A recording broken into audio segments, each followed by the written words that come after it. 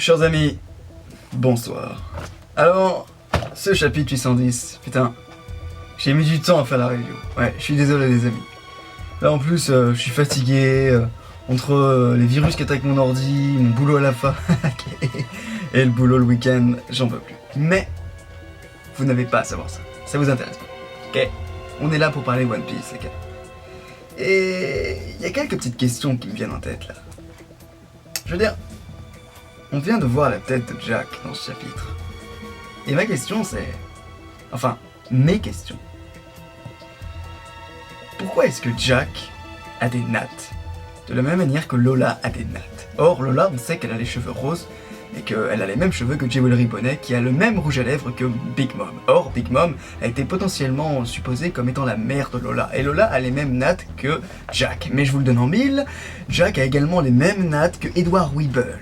Et Jack ressemble étrangement, grâce à ses cornes et à sa forte musculature, à Kaido. Or, Jack est le subordonné de Kaido, et Lola est potentiellement la fille de Big Mom, et Weeble est potentiellement le fils de Barbe Blanche, et après, dans tous les empereurs, il y a aussi Barbe Noire, et dans Barbe Noire, dans l'équipage de Barbe Noire, il y a un mec qui s'appelle Avalo Pizarro, et qui semble être de la même race exacte, j'arrive plus à parler, dans la même race exacte que...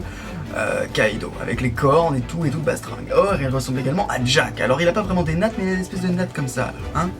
Pourquoi est-ce qu'on a Lola, Jack, Big Mom, Kaido, Barbe Blanche, tout ça, ils se ressemblent tous. Ils se ressemblent tous. Ça a aucun putain de sens. Ou alors, ça a un sens. Mais on sait pas encore. Mais enfin, les amis, passons au chapitre.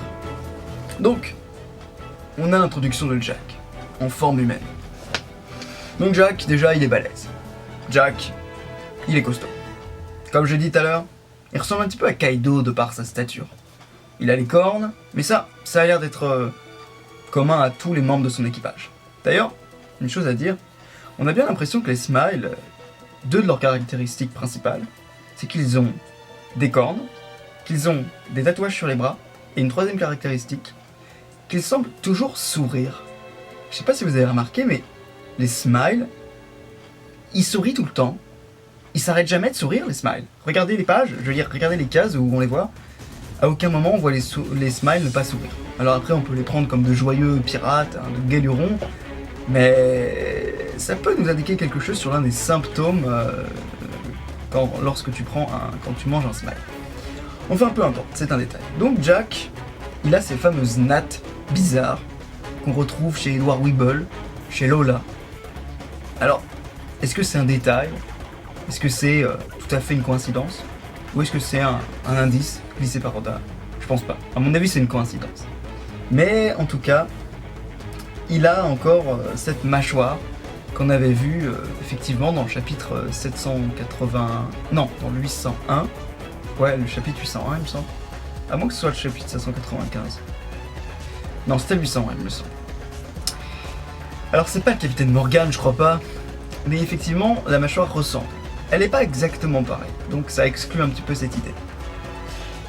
Jack a également deux armes assez curieuses. Il a des espèces de faucilles. Enfin, disons, il y en a une qui semble être une faucille. Et l'autre, ça semble être une espèce de sabre qui tournicote, comme ça. Quoi qu'il en soit, ça a l'air d'être des armes un petit peu faites pour faire souffrir. Vous voyez? Pour planter les gens et ensuite retirer comme ça.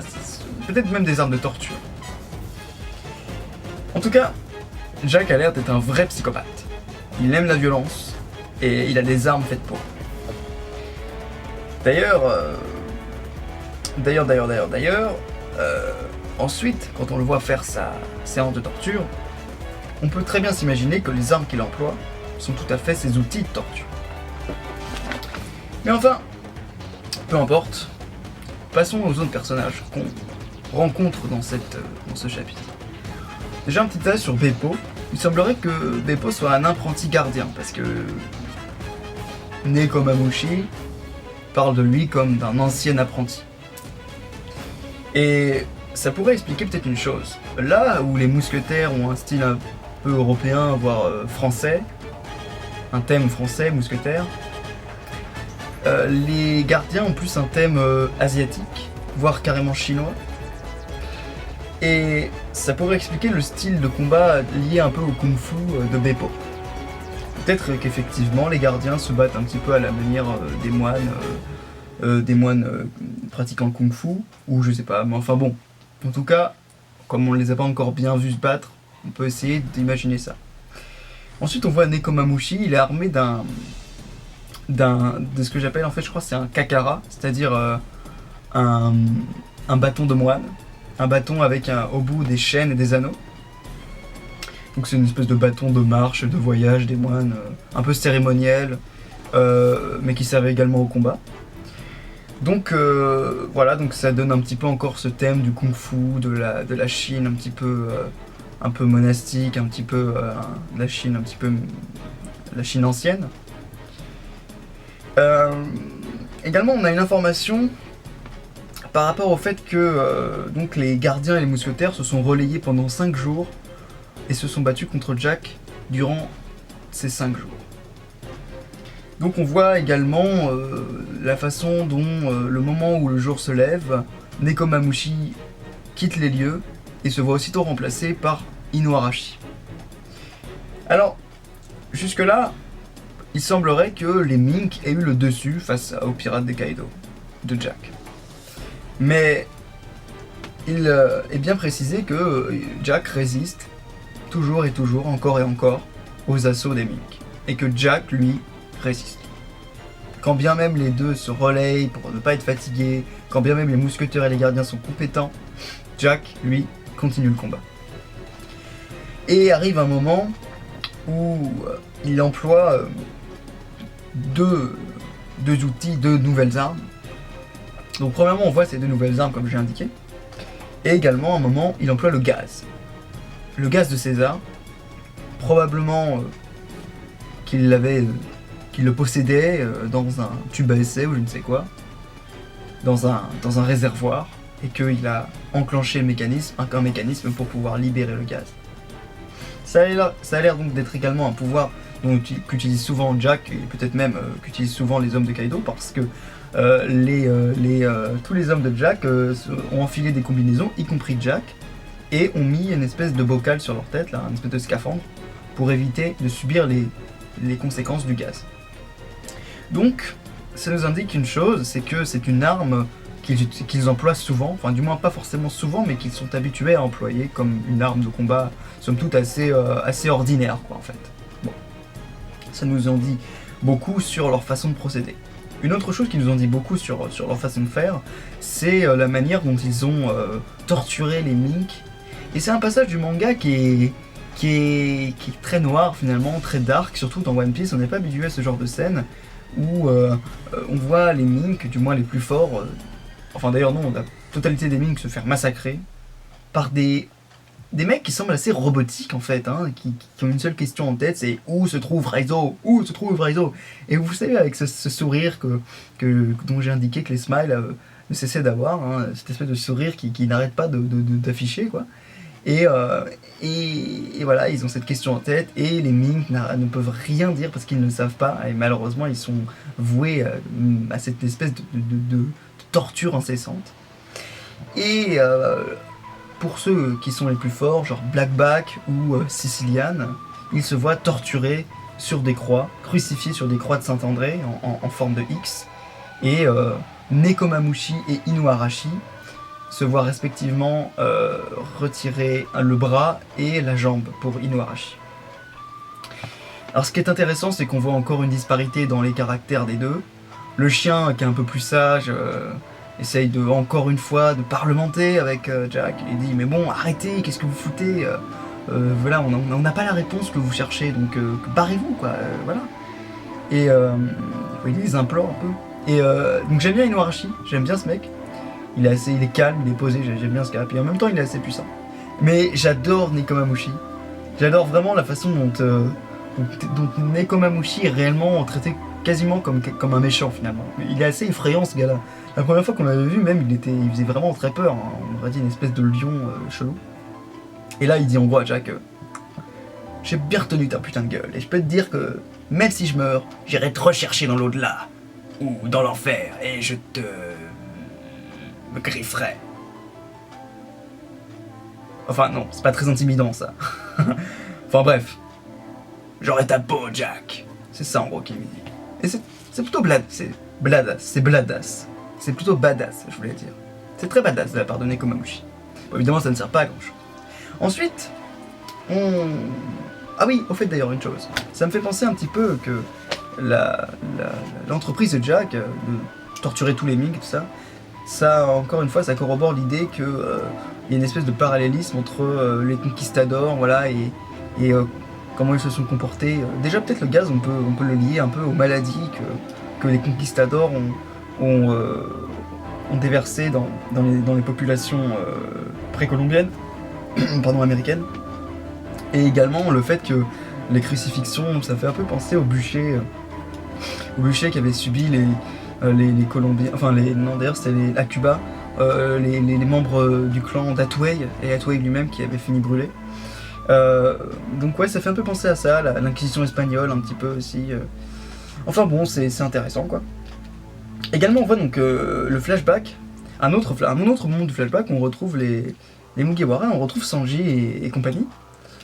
Et d'ailleurs un indice d'ailleurs concernant le titre du chapitre, puisque il est nommé l'équipage des je sais plus quoi, des pirates aux sourcils, là je sais plus quoi, enfin des pirates aux sourcils bouclés ou je sais plus quoi. En gros une référence aux sourcils de Curly Pirate, donc du coup les références au tournicotis là du sourcil de Sanji. Et du coup, on voit qu'en fait, la fille, entre guillemets, qui les avait séparés, qui avait été évoquée par un ami, c'était une mink écureuil, dont on ne sait toujours pas qui c'est, on l'a pas revu, hein, il me semble pas. Donc c'était pas carotte ou je sais plus quoi. Donc on voit aussi que Brook a une nouvelle attaque qui permet de mettre au tapis, du moins pour un temps, machin là, l'autre con là, comment il s'appelle, Chipsed. Et c'est une espèce de patinoire démoniaque là, patinoire de l'enfer. Enfin patinoire de glace, avec voilà, je sais pas comment il fait ça, mais en gros Brook a réussi à exploiter de mieux en mieux ses pouvoirs de glace, donc c'est assez cool à voir. Et enfin on retrouve le fameux personnage mystère qui était Pedro, et on va enfin savoir ce qu'il en est. Pedro est à terre avec tous les autres Mink, et il semble implorer les Mugiwara de sauver Inuarashi et Nekomamushi. Déjà première chose, il dit à propos d'eux, il dit le monde les attend. Du moins, c'est la traduction française qui le dit. Mais ça ne doit pas être loin. D'une certaine manière, ça veut dire le monde a besoin d'eux. Traduction, Nekomamushi et Inuarashi représentent un enjeu important et pas seulement à l'échelle de Zou, mais à l'échelle du monde. Enfin, on peut traduire du nouveau monde, si vous voulez. Et je pense que c'est très important. Déjà, on a eu les alliés à la suite de Dressrosa, tous les capitaines alliés. Je pense pas vous faire de big révélations quand je vous dirai que, à mon avis, Nekomamushi et Inuarashi et tous les Mink, on les retrouvera à la fin dans la Grande Guerre en tant qu'alliés de Luffy. Mais là, le fait qu'il soit dit comme étant important, des enjeux importants à l'échelle du monde, bah, ça nous demande un peu plus de prédictions à leur sujet. Je veux dire, quel est le problème avec eux ? Qu'est-ce qu'ils représentent aux yeux du gouvernement mondial ou du nouveau monde ou des 4 empereurs ? Est-ce qu'il y a quelque chose avec eux ? Est-ce que, je sais pas, Zou, un rapport particulier avec de grands enjeux qui sont importants dans le nouveau monde ? Pour être honnête, là, je tourne un petit peu en rond parce que je sais pas trop quoi dire à propos d'eux, on sait pas vraiment, mais il semblerait qu'il y ait quelque chose de très important derrière leur poste en tant que duc et maître de l'île de Zou. Et également, voilà, représentant des Ming peut-être, je sais pas. Il y a quelque chose à voir avec eux qui est important. Et ce Pedro, on l'a vu très brièvement dans le chapitre 795, il me semble. Non, pas du tout, dans le chapitre... Enfin, je sais plus, mais on l'a vu avant, on l'a vu brièvement, on l'a aperçu. Et c'est une sorte de mink léopard ou jaguar. Et il semblerait qu'il y ait une sorte d'aventure parallèle, mystérieuse, qu'on n'a toujours pas en tête, dont on n'a toujours pas eu vent, entre lui et Sanji. À mon avis, la vérité sur le destin de Sanji sera découverte quand on nous révélera ce qui s'est passé avec Pedro. Qu'est-ce que Pedro leur a demandé de faire spécifiquement ? Et à mon avis, si ce n'est dans le chapitre suivant, dans le prochain chapitre, on aura, quoi qu'il arrive, quand on apprendra la suite de l'histoire avec Pedro, la solution, enfin disons la révélation sur ce qui est arrivé à Sanji. À mon avis, à coup sûr. En tout cas, un chapitre vraiment super intéressant, qui nous donne plein d'informations sur ce qui s'est produit entre la victoire de Jack et l'arrivée de Sanji.